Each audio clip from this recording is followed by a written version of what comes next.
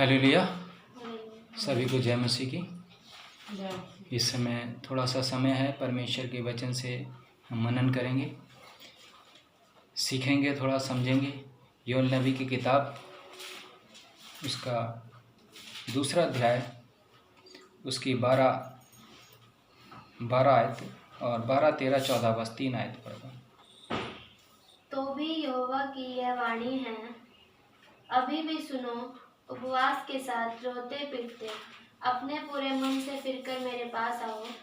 अपने वस्त्र नहीं, अपने मन ही को फाड़कर अपने परमेश्वर यहोवा की ओर फिरो, क्योंकि वह अनुग्रहकारी, दयालु, विलंब से क्रोध करने वाला, करुणा निधान और दुख देकर पछताने आया है। क्या जाने वह फिर कर पछताए और ऐसी आशीष दे जिससे तुम्हारे परमेश्वर यहोवा का अनबलि और अर्घ दिया जाए। हालेलुया। धन्यवाद हो, धन्यवाद हो, धन्यवाद हो, धन्यवाद हो, धन्यवाद हो, धन्यवाद हो, धन्यवाद हो, धन्यवाद हो सर्वशक्तिमान दयालु पिता परमेश्वर। एक बारी फिर तेरे चरणों में आते हैं, तेरा धन्यवाद करते हैं सुंदर वचन के लिए पिता परमेश्वर। तूने ये समय दिया कि हम तेरी आराधना कर सकें पिता परमेश्वर। तूने वचन में कहा, जहाँ मेरे नाम से 2 या 3 जन भी इकट्ठे होकर मेरी आराधना करेंगे, मुझसे कुछ मांगेंगे, उनके बीच में मैं मौजूद हूँ पिता परमेश्वर। तो हमारे बीच में मौजूद है, हम ऐसा विश्वास करते हैं पिता परमेश्वर। पिता परमेश्वर, जबकि मैं यहाँ पर तेरे वचन से जो भी कुछ बोलता हूँ पिता परमेश्वर, तू मेरी जुबान को, मेरे दिल को, मेरे दिमाग को अपने संतुलन में रख, क्योंकि तेरा वचन ही कहता, बोलने वाले तुम नहीं, बोलने वाला मैं हूँ। पिता परमेश्वर, मेरी जुबान से कोई भी ऐसा शब्द ना निकले जो किसी के दिल पर ठेस पहुँचाने वाला हो, बल्कि अकल बुद्धि मिलने पाए और हमारा दिमाग, हमारा पिता स्वभाव बदलने पाए, और हमारे स्वभाव बदलने से दूसरे लोग भी बदलने पाएँ और तेरी ओर फिरने पाएँ, तुझे जानने पाएँ, तेरी सच्चाई को जानने पाएँ, क्योंकि तू ही जीवन देने वाला है, तू ही जीवन लेने वाला है। अपने आप को और जितने जन यहाँ बैठे हैं सभी को हम तेरे हाथों में सौंप मांगते यीशु के नाम से, आमीन। हालेलुया। इस समय हम ऐसे समय में बैठे हुए हैं जो सारे काम हमारे बंद हैं, हमारी फैक्ट्रियां बंद हैं, हमारे उद्योग बंद हैं, हमारी सरकारी नौकरियों के भी काम काफ़ी बंद हैं।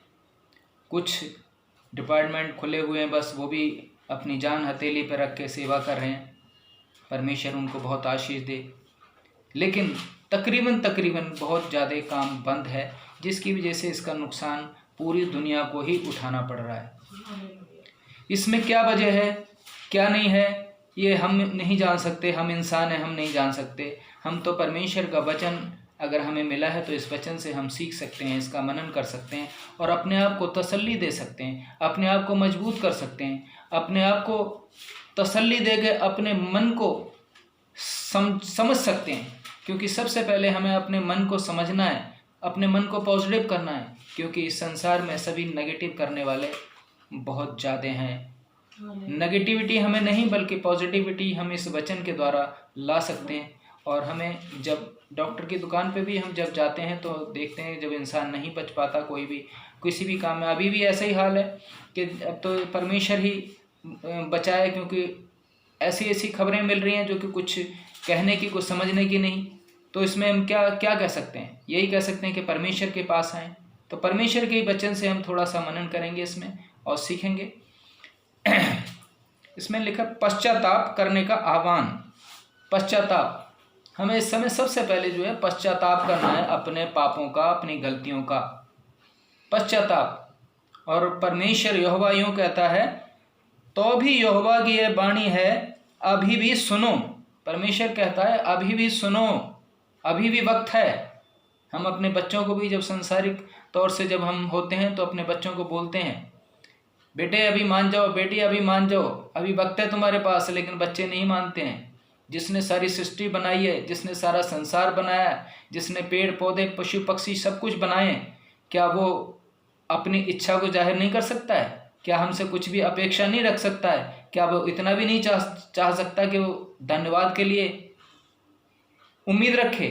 हम अपने बच्चों से उम्मीद रखते हैं, क्या परमेश्वर जिसने सारी सृष्टि बनाई है, क्या उसको भी उम्मीद नहीं? क्योंकि इंसान ने आज अपने हाथ में सृष्टि को ले रखा है, हर काम अपनी इच्छा के मुताबिक चलाने में लगा हुआ इंसान, और आज सारा काम बंद है।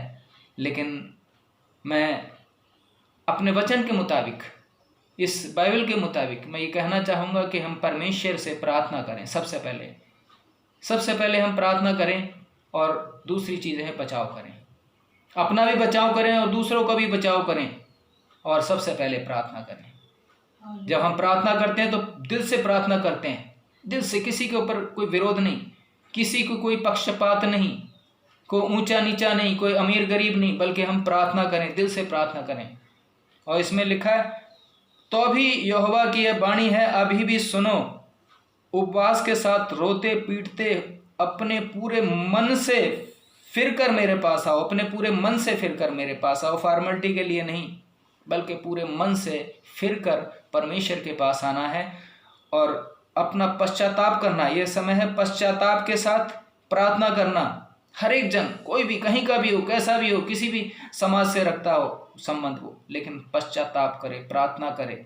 मेरा तो यही कहना है और ये अनुभव भी रहा है मेरा कि अगर पश्चाताप करेंगे हम तो परमेश्वर हमारी प्रार्थना को जरूर सुनेगा। इस समय बहुत से लोग ठीक हो रहे हैं, परमेश्वर उनको जो ठीक कर रहे हैं, क्योंकि परमेश्वर उनके द्वारा ठीक कर रहा है, परमेश्वर उनको आशीष दे। पर इस समय यह है कि हम एक से एक मिलकर, कंधे से कंधा मिलाकर एक दूसरे की मदद करें, चाहे वो किसी प्रकार से भी मदद करें, लेकिन हमने विरोध नहीं बल्कि एकता जाहिर करनी है, जो कि परमेश्वर ने कहा पूरे संसार के लिए। इसमें तीसरी आयत में लिखा है, अपने वस्त्र नहीं अपने मन ही को फाड़कर मेरे पास आओ।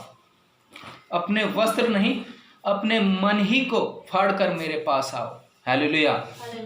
ये अगर हम वस्त्र फाड़ के अगर हम दिखाते हैं किसी को तो दुनिया देखती है ये क्या कर रहा है, लेकिन अगर हम मन को फाड़कर, मन को टूटे हुए मन से अगर प्रार्थना करते हैं, परमेश्वर के पास आते हैं, तो परमेश्वर उस मन को देखता है, और जब मन को देखता है तो परमेश्वर उस प्रार्थना को सुनता भी है। हालेलुया। इसलिए हम दिखाना नहीं, किसी इंसान को दिखाने की ज़रूरत नहीं है, बल्कि अपने मन से परमेश्वर से प्रार्थना करें, परमेश्वर से प्रार्थना करें, सिर्फ परमेश्वर से प्रार्थना करें और अपनी गलती का पश्चाताप करें।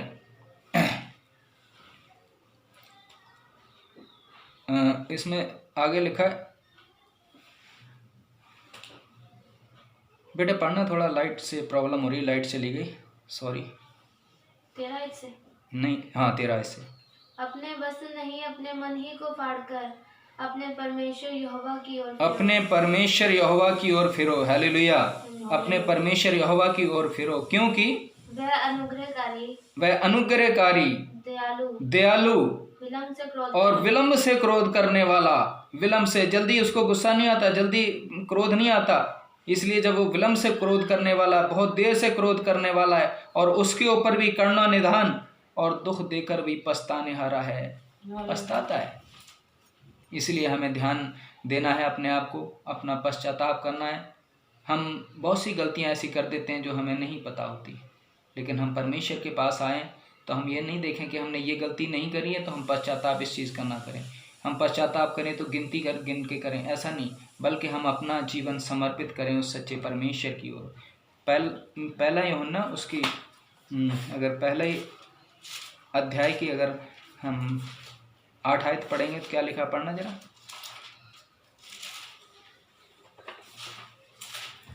यदि हम कहें कि हम में कुछ भी पाप नहीं, यदि हम कहें कि हम में कुछ भी पाप नहीं, तो अपने आप को धोखा देते, तो अपने आप को धोखा देते हैं। ये बात नहीं है कि हम अपने आप को कहें, बहुत सी बातें हमारी जुबान से निकल जाती हैं जो हम पाप के भागी हो जाते हैं। अगर किसी की झूठी गवाही दे देते हैं, हम पाप के भागीदार हो जाते हैं, हमें नहीं पता होता, हम उसका पक्ष ले लेते हैं। लेकिन परमेश्वर किसी का पक्ष नहीं लेता है, परमेश्वर किसी का पक्ष नहीं लेता है, उसको पता है, उसके वो सीसी कैमरा लगा हुआ है, पूरी संसार के ऊपर वो देखता है। भजन संहिता में अगर हम पढ़ें तो लिखा हुआ उसमें कि परमेश्वर हमेशा देखता रहता अपने लोगों को, इस पृथ्वी पर हर एक जन को, हर एक उसको एक एक बाल का पता है, परमेश्वर को हर चीज़ का पता है, लेकिन इंसान को कुछ नहीं पता। आज इंसान को कुछ नहीं पता लग रहा, इसलिए हम अपने आप को ये ना सोचें कि हमने पाप नहीं किया है।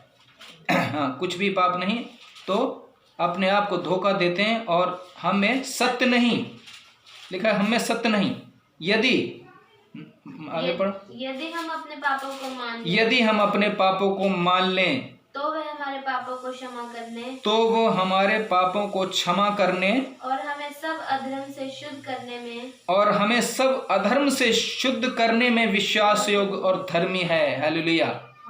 एक बारी फिर पढ़ो इसको, 9वीं आयत को। यदि हम अपने पापों को मान लें, हमें सबसे पहले अपने पापों को मानना। हमें यानी ये गलती तो हमने नहीं करी है, नहीं, बहुत सी गलतियां हम कर जाते हैं जो हमें नहीं पता होती, लेकिन हम परमेश्वर से पश्चाताप करें। इन दिनों में पश्चाताप करें परमेश्वर पर, परमेश्वर हमसे ऐसी कौन सी गलती हुई है। और परमेश्वर अपने बच्चों को, कल हमने पढ़ा था कि हम बेटे बेटियों को बेटियां होने का अधिकार परमेश्वर ने हमें दिया है।